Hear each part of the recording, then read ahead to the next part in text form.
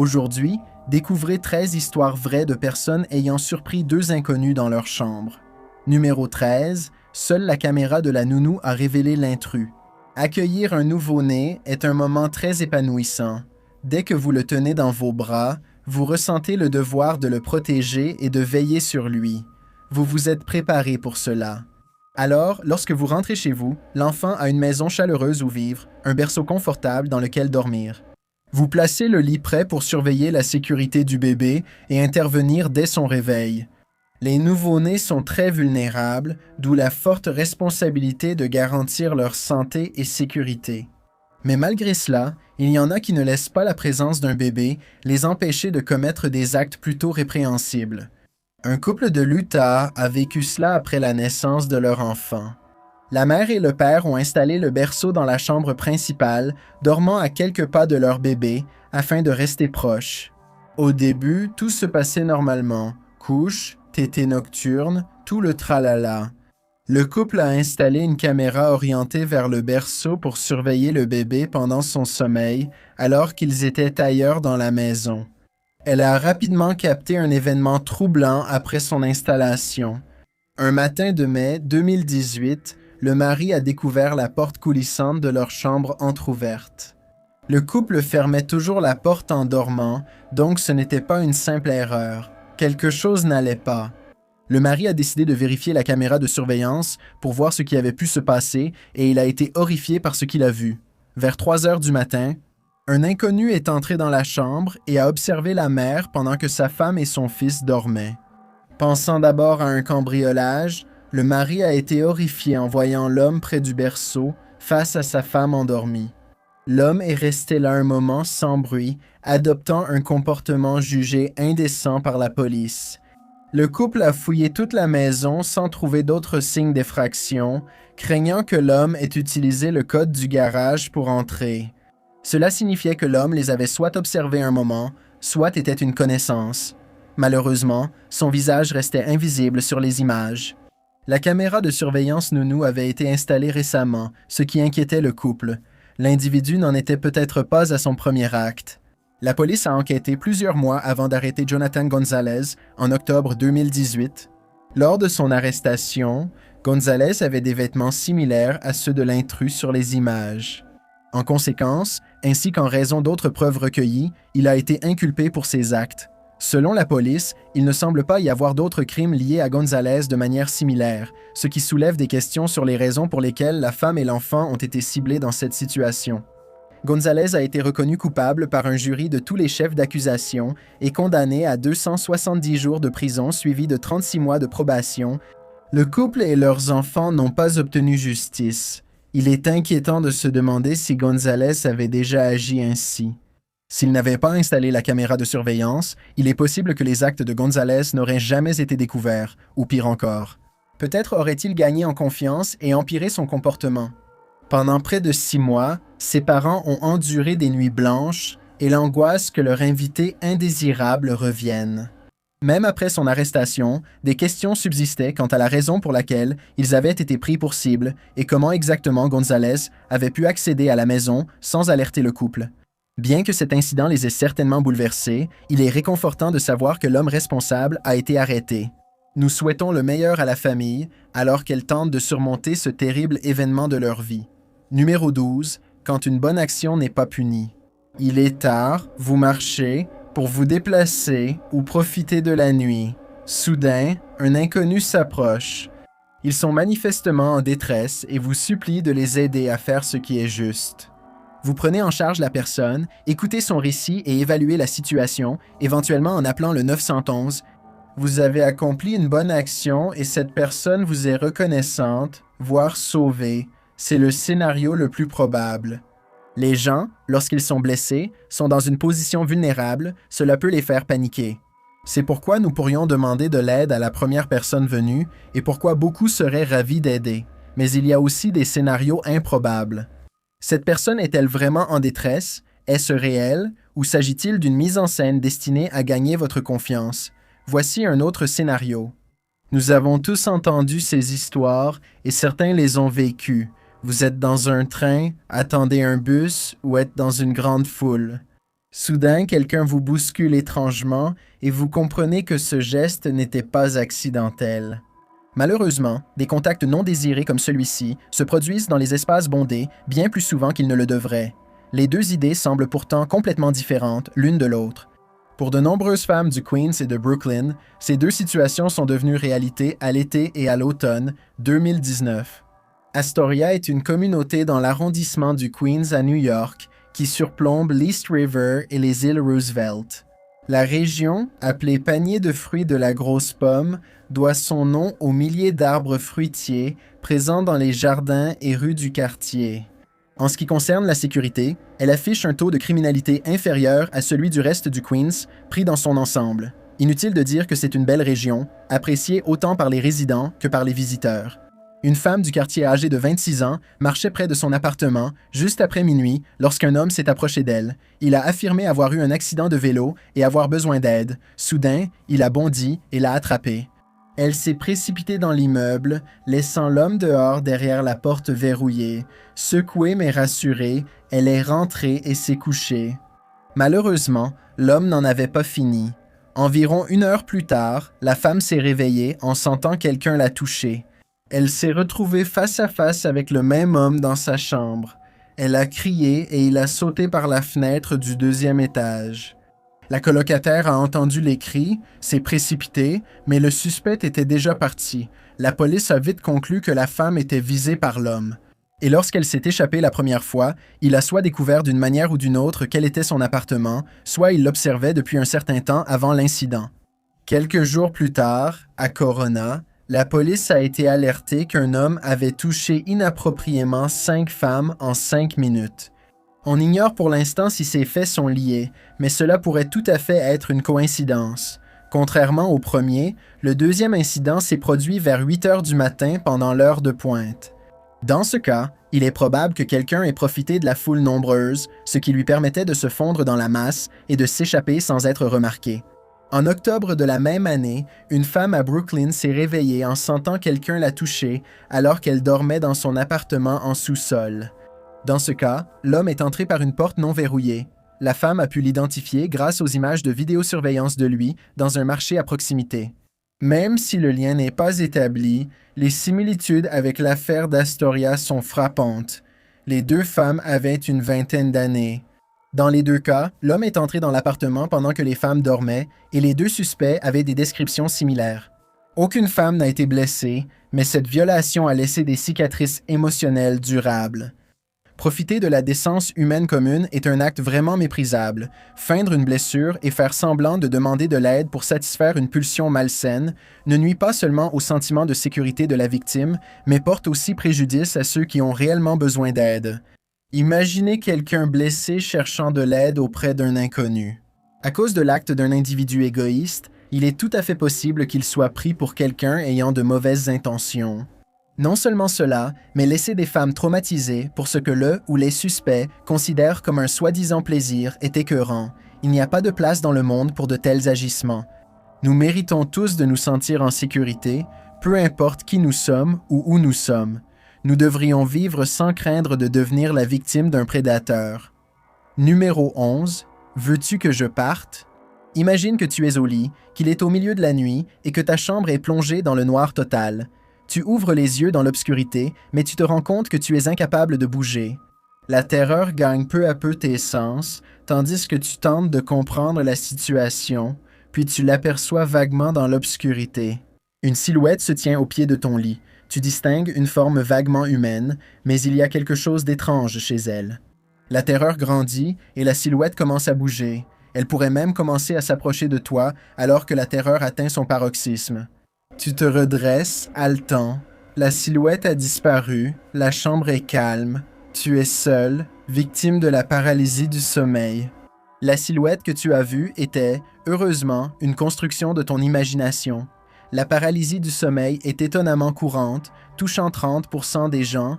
Ces épisodes s'accompagnent souvent de visions d'une silhouette inquiétante, appelée à juste titre le démon. Ce sont des hallucinations qui surviennent lors du passage du sommeil à l'éveil, autrement dit des rêves vécus en étant réveillés. Pour ceux qui voient le démon, c'est souvent effrayant. Rassure-toi, c'est généralement inoffensif et probable. Quelqu'un que tu connais a aussi déjà vécu une paralysie du sommeil dans sa vie. Que se passe-t-il lorsque la silhouette au pied de ton lit est réelle, t'observant silencieusement pendant que tu dors, immobile et muette? Le comté de Lee, en Floride, est situé dans le centre-sud-ouest de l'État. Là, une femme locale a vécu une rencontre terrifiante fin novembre 2024 vers 1h30 du matin. La femme a été brusquement réveillée par les aboiements de son chien, se frottant les yeux pour chasser le sommeil. Horrifiée, elle a vu un homme entrer dans sa chambre et rester immobile devant son lit. Elle a poussé un cri de surprise et a exigé de savoir qui était cet homme, selon ses dires. Il a donné son nom, puis est resté silencieux un instant. Il a demandé « Voulez-vous que je parte ?» Elle a dit oui, il est sorti et s'est assis dans la cuisine. À ce moment-là, le mari s'est réveillé et a confronté l'homme. L'homme est-il parti et l'homme s'est-il simplement levé et a quitté la maison? Le mari a alors appelé la police et a signalé l'incident pendant que les policiers étaient au domicile du couple.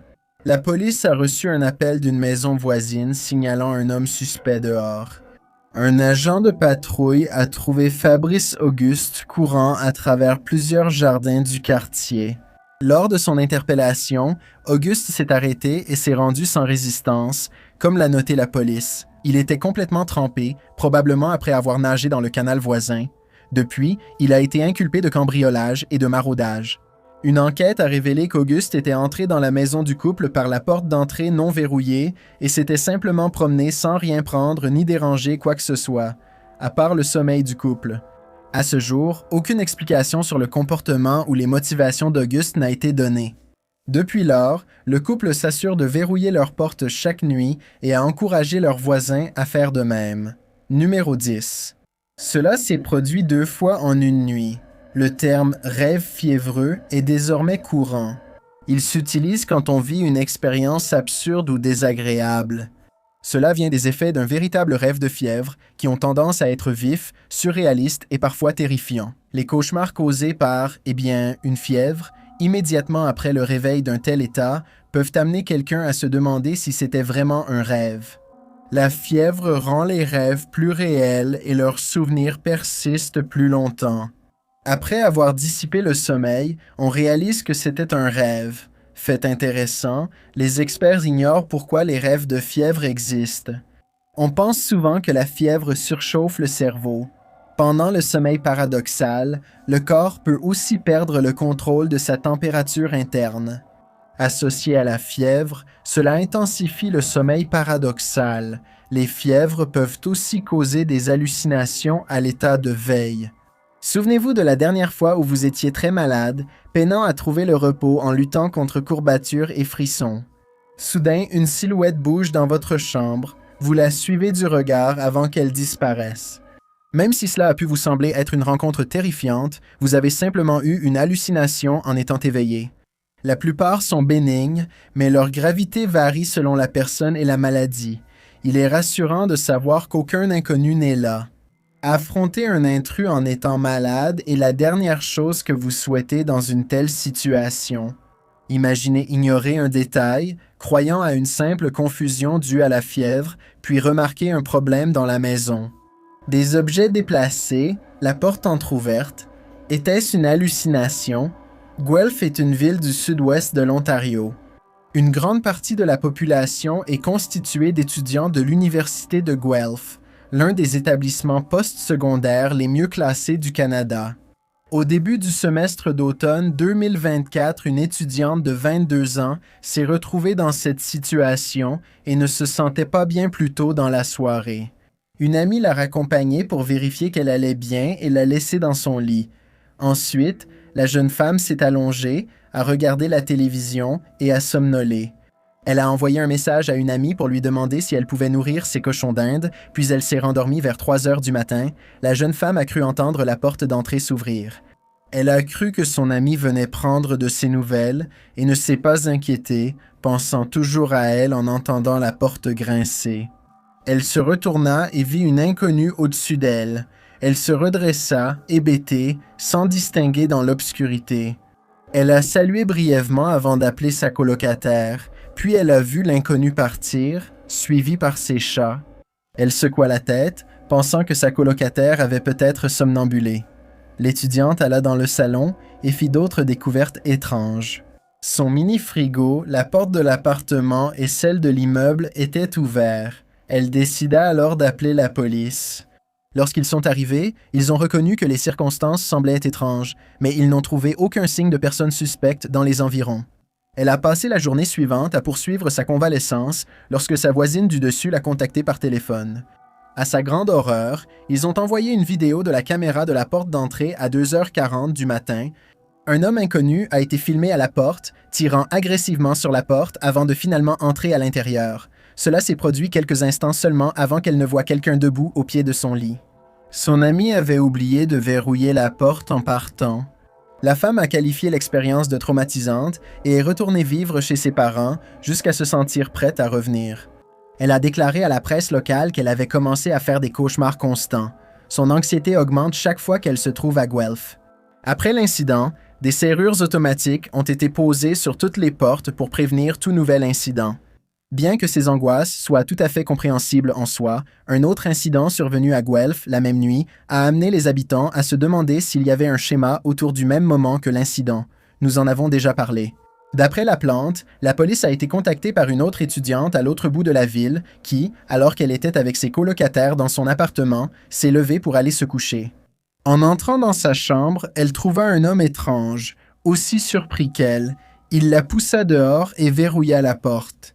L'homme s'est enfui par une fenêtre. Les colocataires ont tenté de l'arrêter dehors, mais il est monté dans un véhicule et s'est échappé.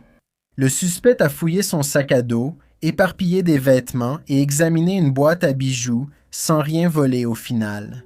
2 incidents similaires la même nuit dans la même ville, mais la police ne pense pas qu'ils soient liés. Les descriptions des suspects diffèrent et la distance entre les lieux rend impossible qu'un seul coupable ait pu s'y déplacer à temps. Cela a sans doute causé beaucoup d'anxiété en ville, 2 intrus différents la même nuit, tous 2 ayant visé des étudiants et échappé. Cela évoque des films d'horreur classiques sur des campus universitaires. Personne n'a été blessé, mais le traumatisme émotionnel causé à ces femmes par les actes inexcusables des intrus a été immense. Aucun objet de valeur volé, mais 2 personnes ont perdu leur sentiment de sécurité. Aucune mise à jour n'a été trouvée. Le suspect reste en liberté en attendant son arrestation. Numéro 9. La confrontation a résolu l'affaire. Votre conjoint doit être votre partenaire à vie, selon le proverbe. Dans la maladie comme dans la santé, votre conjoint est quelqu'un avec qui partager des expériences. Vous. Partez en vacances ensemble, fondez une famille, vivez les joies et les peines de la vie côte à côte. Il est simplement important d'avoir quelqu'un à retrouver à la maison pour partager des moments ensemble, que ce soit en dînant, en regardant la télévision, puis en dormant l'un dans les bras de l'autre toute la nuit. Nous sommes sûrs que c'est ce que beaucoup de gens imaginent du mariage, mais il y a aussi des couples qui vont beaucoup plus loin dans l'originalité. Dans la plupart des cas, cela reste inoffensif. Cependant, certains couples mariés restent côte à côte en toutes circonstances, même lors des crimes les plus odieux. Etobicoke, district ouest de Toronto, intégré au Grand Toronto, le 1er janvier 1998 est principalement suburbain et le moins densément peuplé de la ville. Son faible taux de criminalité attire familles et personnes recherchant un environnement paisible, contrairement au centre-ville. Hélas, ces sentiments de paix et de sécurité ont été anéantis par plusieurs effractions horribles en 3 ans. Le 7 juin 2011, juste après minuit, une femme de 63 ans a été réveillée chez elle par un homme alors que la police arrivait. Après un appel au 911, un autre a été reçu d'une maison voisine à 1h30 du matin. Une femme a affronté un intrus correspondant à la description de la victime précédente. Dans ce cas, l'homme s'est enfui de la maison et a pris la fuite à vélo avant que quelque chose de plus odieux ne puisse se produire. Au cours de cette série de 3 ans, la police a reçu 8 signalements de femmes ayant vécu la même chose chez elles, parfois avec plusieurs cas survenant en une seule nuit. Tous les incidents se produisaient pendant l'été, puis s'arrêtaient soudainement dès que les feuilles commençaient à changer. L'été suivant, la police dut encore intervenir pour des crimes similaires. Un homme entrait chez des gens endormis, selon le même mode opératoire. Le suspect entrait par des accès non verrouillés. De plus, des preuves suggéraient qu'une deuxième personne était présente lors de certaines effractions et que des objets personnels étaient volés ou déplacés. Aucun suspect identifié, mais les détectives rassemblaient déjà de nombreuses preuves liées aux incidents. L'insaisissabilité de l'auteur des faits laissait les enquêteurs perplexes jusqu'à ce que la situation change. La nuit du 11 juin 2014. La police a été appelée dans une maison du sud d'Etobicoke après un signalement d'effraction. À 4h30, une femme dormait quand un bruit l'a réveillée. Elle a alors vu un homme debout dans sa chambre. La femme s'est redressée en criant, faisant fuir l'homme de la résidence. La description de l'homme correspondait à celle des victimes précédentes, poussant les enquêteurs à conclure qu'il s'agissait probablement du même individu. La femme est restée indemne à chaque signalement. La police a demandé de vérifier portes et fenêtres avant de se coucher. Toutes les victimes ont été ciblées pour avoir oublié de le faire, ce qui amène à se demander combien de tentatives les suspects ont faites ailleurs. Mais ont-ils renoncé quand il n'y avait plus de points d'accès ouverts? En août 2014, après un dernier incident, la police a arrêté Anne F. Burton et son complice Jen Beaton. Le couple s'introduisait dans des maisons, Burton rejoignait la personne endormie, Beaton cherchait des objets de valeur, mais ce n'était pas systématique. Burton a été impliqué dans 59 cambriolages, dont 11 avec présence de personnes dans leur domicile. Il a écopé d'un total de 95 chefs d'accusation pour ses actes, tandis que Beaton en a eu 7. Après l'enquête, les habitants d'Etobicoke ont lancé un programme de surveillance de quartier via les réseaux sociaux. Les membres de la communauté ont uni leurs efforts pour partager des rapports criminels et communiquer en cas de besoin d'informations sur un crime, ou pour trouver un voisin pour surveiller leur maison. Les crimes abominables de Burton, marqués par un mépris total pour sa victime, ont uni les habitants d'Etobicoke qui se sont mobilisés pour éviter que cela ne se reproduise. Numéro 8. Il observait en silence depuis l'ombre. La sensation d'être observé est puissante et peut survenir souvent. Il y a les moments habituels, marcher seul la nuit, regarder la télévision chez soi, se perdre dans un lieu inconnu.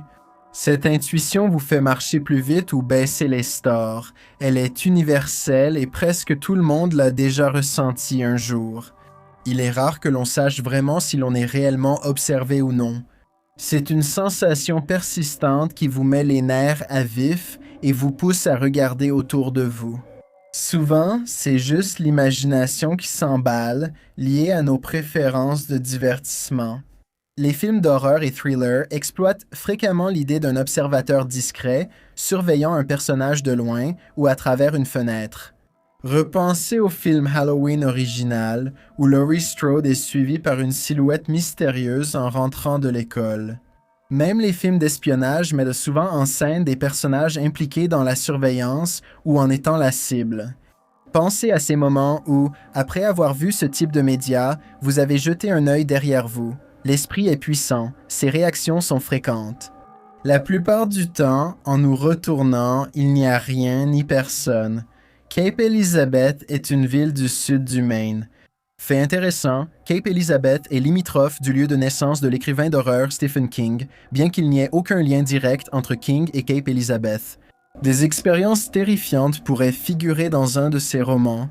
À l'automne 2005, la police a reçu de nombreux signalements sur un homme entrant chez des gens pour les observer durant leur sommeil. De nombreux habitants se sont réveillés inquiets, sentant une présence dans leur chambre qui les observait.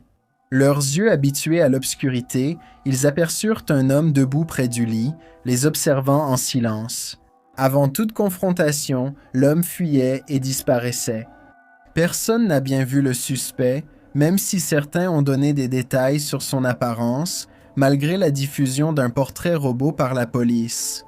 Aucune information précise n'a été donnée sur l'identité de l'intrus du Cap, qui avait disparu aussi vite qu'il était apparu.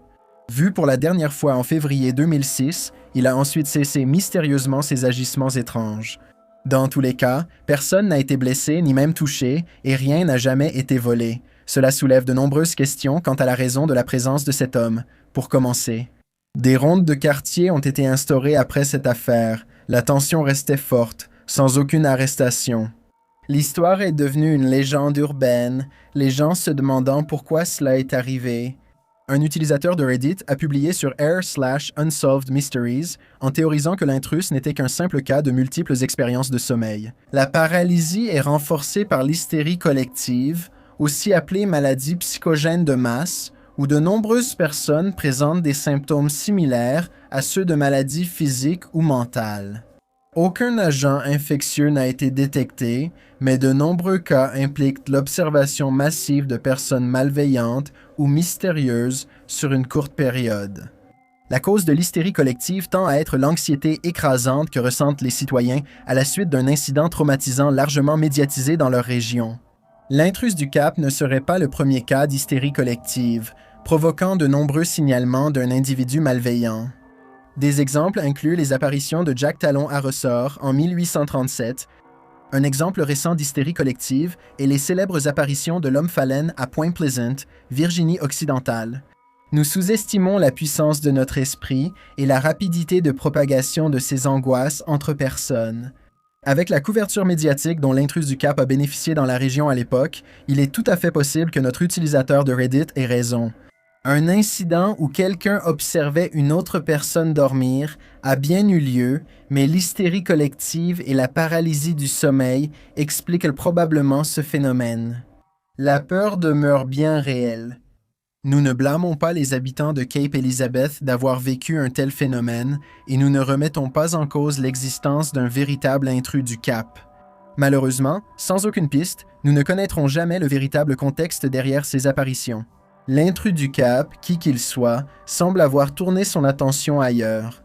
Quant à la ville de Cape Elizabeth, les habitants peuvent dormir en toute sécurité la nuit. Avec leur croque-mitaine locale reléguée aux annales de la légende numéro 7, la célébrité apportera une attention non désirée. Les célébrités sont devenues des symboles de la culture populaire. Il y a les suspects habituels, les acteurs de cinéma, les musiciens, et même ceux qui ne savent pas vraiment pourquoi ils sont célèbres. Dès le milieu des années 2000, un nouveau divertissement a envahi les médias. La télé-réalité a connu un grand succès sur des chaînes comme MTV, avec des participants qui se sont constitués une base de fans et d'admirateurs. Le genre a aussi été critiqué pour le contenu diffusé et les accusations de scénarisation ou d'exagération des drames par les producteurs. La télé-réalité demeure un divertissement très populaire. Kristin Cavallari est l'une de ces stars de la télé-réalité, qui s'est d'abord fait connaître grâce à sa participation à Laguna Beach en 2004 puis plus tard dans The Hills. Depuis la fin de l'émission aux 5e et 6e saisons, elle s'est tournée vers la comédie et travaille maintenant dans la mode, hors écran. Cavallari, mère de 3 enfants, partage peu sur sa vie familiale, hormis quelques publications sur Instagram, ce qui est compréhensible. Mais au printemps 2020, elle et sa famille ont été victimes d'une épreuve effrayante pendant les vacances de printemps. Cavallari, son mari de l'époque et leurs 3 enfants, âgés de 9 à 12 ans à l'époque, étaient en vacances en famille aux Bahamas. Pendant les dernières nuits de ses vacances, Cavallari dormait dans son lit, avec sa fille aînée à ses côtés. Elle s'est réveillée, une lumière sur le visage. Elle a vu la porte ouverte et la lumière venant de la cuisine. Elle s'est retournée et a vu un homme ramper dans sa chambre. Surprise, elle lui a demandé ce qu'il faisait. Paniqué, il s'est levé et a fui par la porte. Elle a décrit l'homme avec une cagoule et des vêtements noirs. Pour ne pas réveiller sa fille, Cavallari est restée calme et a réveillé son mari. En racontant ce qui venait d'arriver, elle a commencé à avoir peur et s'est mise à trembler pendant que son mari vérifiait la maison. La police a vite arrêté l'intrus, auteur du vol d'une grosse somme dans le sac à dos de Cavallari. L'incident était lié à la panne de climatisation. Ils ont contacté les propriétaires pour le problème et un réparateur devait venir. Ce réparateur était en fait l'homme aperçu en train de ramper au sol. Il est donc probable que le réparateur connaissait Cavallari et soupçonnait qu'elle possédait des objets de valeur et de l'argent chez elle. Il a décidé de s'introduire discrètement et de prendre tout ce qu'il pouvait. Des incidents comme celui-ci sont certainement une conséquence indésirable du fait d'être une célébrité. Partout où vous allez, les gens sont sûrs de vous reconnaître. Dans la plupart des cas, les gens voudront simplement un autographe ou une photo avec leur star préférée. Malheureusement, il y a aussi ceux qui voient d'autres occasions de profiter de la célébrité et de la fortune des autres. Kafalari décrit l'incident comme l'une des choses les plus effrayantes qu'il ait vécues. Elle précise ne pas avoir raconté à ses enfants ce qui s'est passé, préférant attendre qu'ils soient plus âgés. Kafalari a d'abord parlé publiquement de cette histoire dans son podcast Soyons honnêtes en 2025, dans un épisode intitulé à juste titre « Un homme rampant sur le sol de ma chambre ». Nous oublions souvent que les célébrités, malgré leur image surhumaine, restent des êtres humains. Elles peuvent traverser les mêmes épreuves, les mêmes stress et les mêmes peurs que nous tous. Elles méritent le même sentiment de sécurité et de sûreté auquel nous sommes tous habitués. Elles méritent aussi leur vie privée. Même si elles présentent dans des émissions de télé-réalité, à la lumière d'autres histoires d'horreur impliquant des fans obsédés et des cambriolages.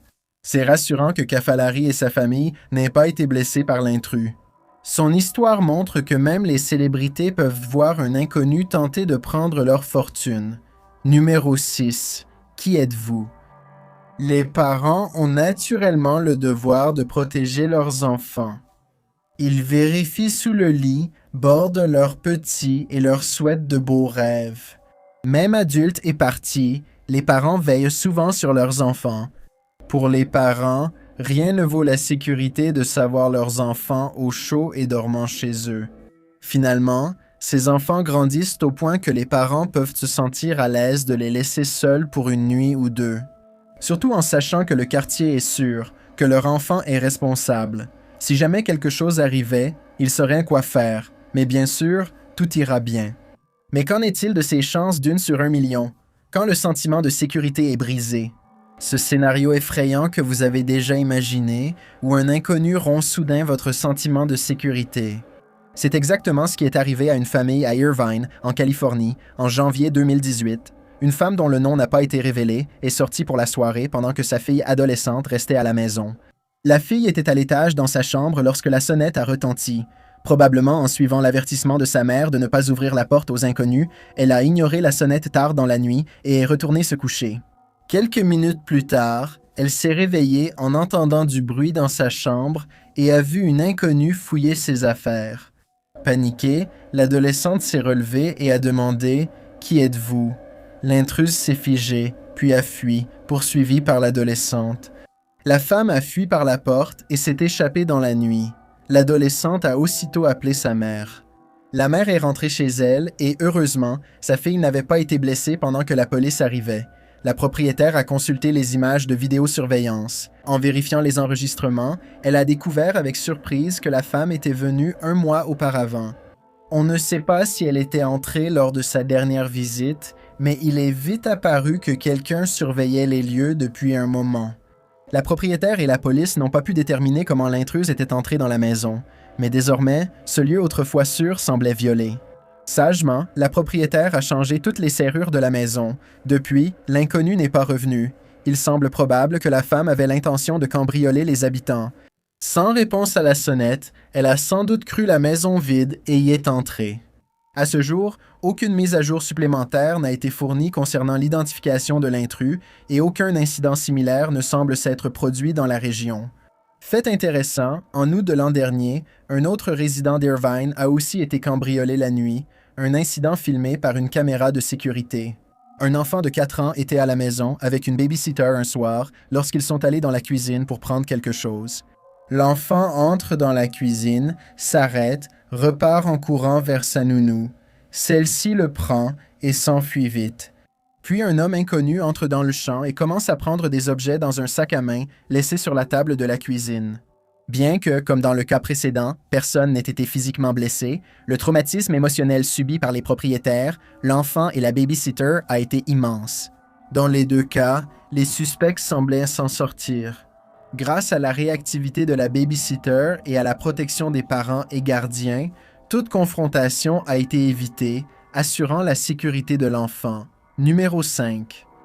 Une rencontre universitaire digne d'un film d'horreur. Chaque année, des millions de diplômés rejoignent les campus pour débuter l'enseignement supérieur. C'est un concept qui a inspiré une multitude de films classiques hollywoodiens tout au long des années 70, 80 et jusqu'à aujourd'hui. Ces films exagèrent les fêtes universitaires et autres frasques, mais idéalisent le départ de la maison pour l'université. Pour beaucoup, c'est leur première expérience de vie en autonomie. L'université permet de se faire des amis, créer des souvenirs et obtenir un diplôme pour commencer sa vie d'adulte. Richmond, Virginie, est un centre universitaire regroupant 7 universités et 4 collèges. Cela exclut les campus urbains d'autres établissements, y compris hors de l'État. En conséquence, Richmond accueille une population étudiante particulièrement importante pendant l'année scolaire. Une de ces étudiantes, une jeune femme, habitait sur West Marshall Street à l'automne 2017 avec 5 autres étudiants. Dans un appartement, elle s'est couchée un soir, pensant à ses examens ou échéances. Alors que la jeune femme dormait, son chat a commencé à bouger sur le lit, perturbant son sommeil. Elle a regardé et a aperçu un homme portant un sweat à capuche noire qui se faufilait dans sa chambre. Elle s'est levée et a crié, attirant l'intrus. Paniquée, l'homme a fui l'appartement. La jeune femme l'a poursuivi. Elle l'a poursuivi alors qu'il s'enfuyait vers l'ouest depuis l'appartement, mais il a réussi à s'échapper. Plus tard dans la nuit, elle est retournée dans son appartement et a appelé la police. Les 5 femmes ont dit à la police qu'elles laissaient souvent la porte arrière déverrouillée, expliquant ainsi l'entrée discrète de l'homme. Elles ont dit qu'elles ne verrouillaient jamais la porte, car elles se sentaient en sécurité dans le quartier et avaient des amis proches. À la suite de cet incident, la police de Richmond a exhorté les étudiants résidents à prendre plusieurs précautions de sécurité. Celles-ci comprenaient notamment le verrouillage habituel de toutes les portes et fenêtres. Ils ont déconseillé une pratique courante qui consiste à laisser des clés de rechange cachées à l'extérieur des maisons, car c'est un autre moyen courant pour les cambrioleurs d'entrer. Les cambrioleurs discrets savent souvent où sont cachées les clés de rechange, même si cela semble invisible aux autres. La police a aussi conseillé aux étudiants de s'inscrire sur la liste de surveillance des vacances de l'université. Le personnel enseignant sait ainsi quand votre logement sera inoccupé, similaire à une surveillance de quartier. La police a renforcé ses patrouilles dans la zone, mais aucun suspect n'a été identifié ou arrêté. Il arrive de baisser la garde par accident. Oublier de verrouiller une fenêtre ou une porte n'a rien de honteux. C'est une erreur, ça arrive. Mais si nous faisons tous l'effort de vérifier que nos maisons sont bien verrouillées chaque nuit, les risques d'effraction diminuent. Jusqu'à présent, aucun suspect n'a été nommé dans cette affaire, et heureusement, la femme n'a pas été blessée. Il est probable que l'intrus avait simplement l'intention de cambrioler la maison pendant que la femme dormait, en prenant soin de ne pas la réveiller. Cependant, il s'y est mal pris puisqu'il a été pris sur le fait. Espérons qu'il ait vu son arrestation comme un avertissement et qu'il n'ait pas recommencé à cambrioler. Numéro 4. Il s'est réveillé dans une brume de souffrance. Pour ceux qui n'ont jamais été aspergés de gaz poivré, tout ce que l'on peut dire, c'est qu'il vaut mieux ne jamais découvrir ce que ça fait. Le gaz poivré est souvent fabriqué à partir de résine de capsaïcine. Il provoque une sensation de brûlure intense dans les yeux, sur la peau et dans la gorge. Les effets durent jusqu'à 2 heures, les résidus pouvant persister une journée. Ce produit huileux adhère aux vêtements et à la peau, intensifiant ses effets bien après pulvérisation. Bref, ce n'est vraiment pas agréable. Ce terme évoque souvent les forces de l'ordre et parfois la protection personnelle par des particuliers. Ce composé est aussi tombé entre les mains de criminels. West Vancouver est un district indépendant situé sur la rive nord de la région du Grand Vancouver. Elle est réputée pour sa vue sur le détroit de Géorgie, l'Anse-Burrard et l'île de Vancouver. Au nord, le parc provincial Cypress attire de nombreux randonneurs. Ceux qui visitent ont du mal à croire que des incidents, comme celui décrit dans cette entrée, puissent se produire dans un endroit aussi beau et serein. Mais un propriétaire malchanceux de la région a vécu une expérience terrifiante lorsque 2 inconnus sont entrés chez lui pendant son sommeil. Le 24 mai 2021, un résident de 57 ans a été réveillé par du bruit aux premières heures du matin. Sa vision clarifiée, il a aperçu 2 silhouettes cagoulées fouillant sa chambre et s'est levé pour les confronter. Le résident a été aspergé de gaz poivré pour ours, conçu pour repousser les prédateurs. Étourdi et souffrant, l'homme a continué à se défendre, poursuivant les suspects jusqu'à la porte, mais le spray l'a finalement terrassé. Les voleurs se sont enfuis. Il est rentré et a appelé la police. Les ambulanciers ont soigné l'homme sur place, qui s'est heureusement complètement rétabli. Les suspects ont fui avec 1500 $ et un ordinateur portable.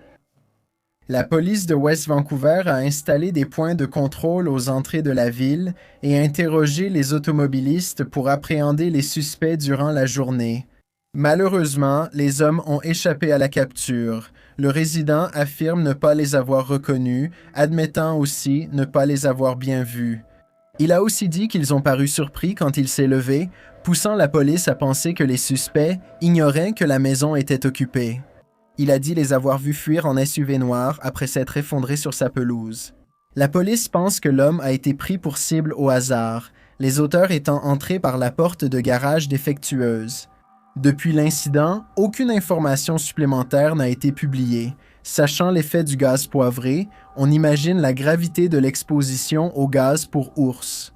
À titre de comparaison, les piments habanero ont environ 200 000 unités Scoville, alors que le gaz poivré peut en atteindre 1 million.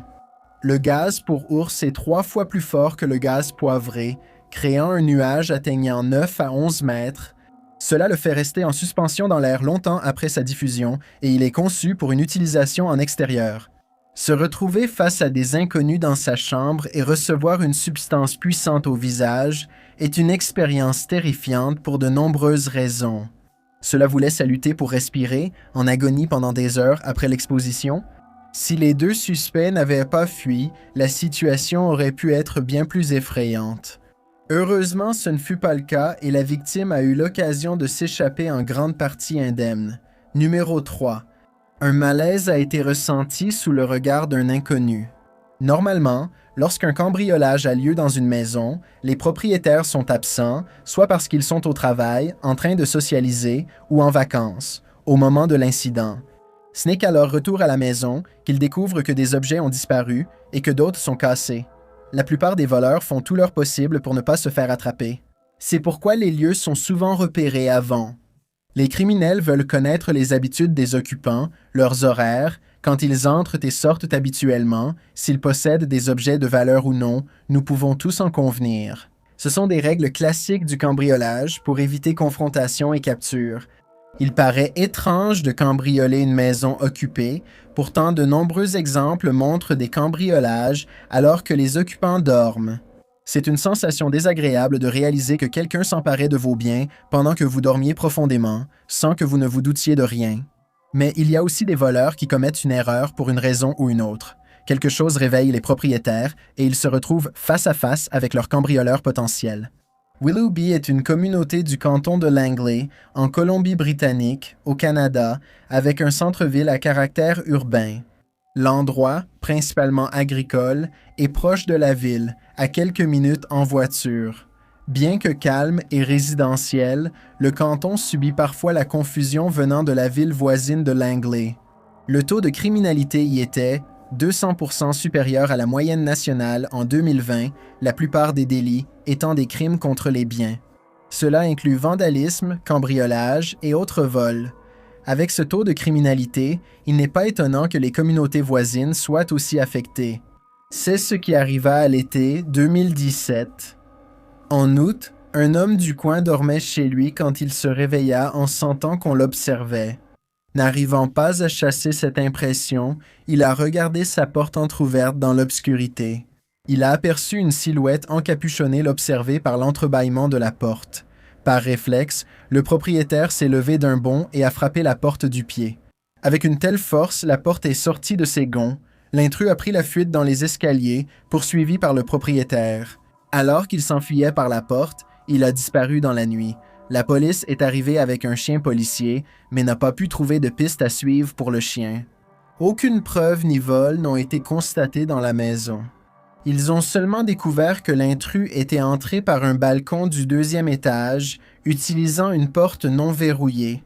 Les enquêteurs ont appris que la nuit précédente, un voisin aux toilettes a entendu un bruit, mais n'y a pas prêté attention et est retourné se coucher. Il a constaté que plusieurs objets avaient été volés dans la résidence.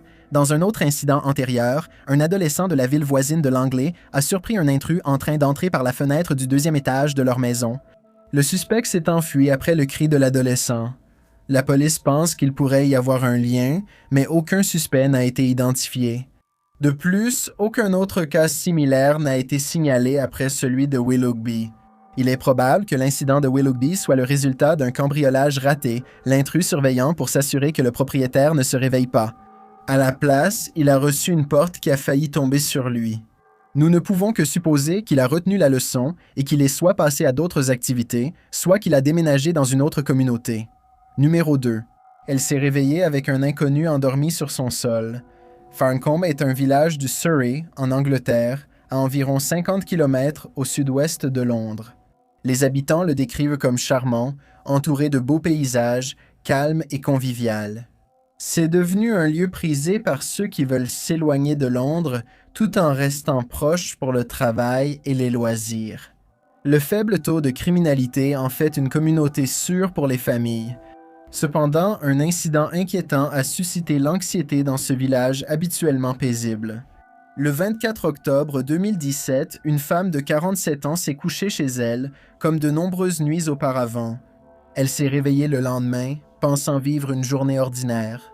Au lieu de cela, elle a trouvé un homme qu'elle n'avait jamais rencontré auparavant, dormant sur le sol de sa chambre, à seulement quelques mètres de son lit. Paniquée, elle a exigé que l'homme quitte sa maison, s'attendant peut-être à une confrontation supplémentaire. Elle fut encore plus confuse quand l'homme se leva, se dépoussiéra et partit sans un mot. Une fois qu'il était parti, la femme a fouillé la maison pour découvrir que l'homme n'avait apparemment rien pris ni dérangé quoi que ce soit. Elle a contacté la police pour signaler l'incident. Les enquêteurs ont constaté que la fenêtre déverrouillée a permis à l'homme d'entrer facilement. La femme et la police restaient perplexes face à l'absence de motifs et de vol. La femme est restée indemne et n'a pas été touchée, et l'homme n'a même pas prononcé un mot lorsqu'il a été confronté, quittant simplement la résidence calmement dès qu'on le lui a demandé. La femme a décrit le suspect comme de corpulence et taille moyenne, avec des cheveux courts foncés. Peu après, des images de vidéosurveillance d'un magasin proche, prises la nuit de l'incident, montraient un homme au physique similaire. La femme a reconnu la personne comme celle vue dans sa chambre. L'affaire soulève encore de nombreuses questions. Il est clair que ni le cambriolage ni le préjudice n'étaient le mobile et aucune mise à jour n'a été faite depuis le premier rapport de Surrey Live. On dirait que l'homme s'est volatilisé sans que personne ne vienne l'identifier. L'autre indice est que la femme se rappelle qu'un homme l'a arrêtée à 22 heures la veille, lui demandant si elle avait perdu son téléphone. Elle a répondu non et est partie, mais a eu l'impression d'être suivie chez elle, sans savoir si c'était le même individu, ne l'ayant pas bien vu dans l'obscurité. Sans plus d'informations, cela pourrait être une coïncidence. L'incident a eu lieu à la même heure. Un autre homme dans la ville voisine de Godalming a été condamné dans une affaire d'intrusion distincte. Des propriétaires de cottage ont surpris un homme chez eux qui s'est fait passer pour un policier enquêtant sur la propriété. Cependant, les propriétaires n'ont pas cru les affirmations de l'homme, car il parlait de façon confuse et semblait désorienté et négligé. Kevin Hill a été arrêté et inculpé pour violation de domicile. Il a été révélé que Hill était un ancien chef cuisinier qui avait auparavant été emprisonné, puis s'était retrouvé à vivre dans la rue après avoir purgé sa peine. Bien que distinctes, ces affaires sont devenues des sujets de conversation dans toute la région de la ferme Godalming Cone. L'idée qu'une personne inconnue se trouve chez vous pendant que vous dormez est une pensée terrifiante. Cela ressemble à quelque chose tout droit sorti d'un film d'horreur. Heureusement, lors des 2 intrusions à domicile, personne n'a été blessé, mais le premier cas reste non résolu. Il est probable que l'homme, ivre, soit entré chez la femme pour trouver un endroit chaud où se reposer. Les habitants de Farncombe verrouillent désormais portes et fenêtres, craignant l'intrusion du dormeur de Farncombe ou de quelque chose de plus sinistre. Les visiter pendant leur sommeil. Numéro 1. Elle a été emmenée, je cite, pour son propre bien. La thérapie est conçue pour aider à guérir, avec des méthodes adaptées à chaque situation. Généralement, la première image associée à la thérapie est celle d'un patient, allongé sur un canapé, discutant des pensées dans sa tête et des événements de sa vie. Pendant ce temps, un psychanalyste est assis à proximité, notant ce qui est dit. Ensuite, il peut commencer à interpréter vos sentiments et à vous aider à les analyser. Bien que cela arrive parfois, c'est en réalité bien plus complexe que cet exemple stéréotypé. Pour beaucoup, la thérapie a eu un impact positif. Les thérapeutes aident à comprendre nos sentiments et réactions face aux situations traumatisantes ou stressantes. Comme la kinésithérapie, qui aide à se remettre de blessures, la thérapie psychologique aide à guérir des blessures émotionnelles. Elle est même utilisée dans le traitement des addictions. Le fait est qu'elle se décline en une variété de techniques selon les besoins du patient. Malheureusement, il arrive que certaines méthodes aillent jusqu'à l'extrême. Elles peuvent causer davantage de dégâts et aggraver les problèmes existants. L'auteur Sarah Stusek a vécu cela à 17 ans. À cette époque, Stusek a quitté sa maison du Maryland pour fréquenter une école professionnelle pour enfants à New York. Les règles scolaires étaient laxistes, laissant les élèves entrer et sortir librement. Stusek a séché les cours pour explorer la ville et s'amuser avec d'autres camarades. Après cette découverte, les parents de Stusek l'ont ramenée chez eux. Elle a eu du mal à se réadapter et continuait à sortir librement. Elle et ses parents se disputaient, incapables de se comprendre. Finalement, frustrés, ses parents ont consulté un thérapeute.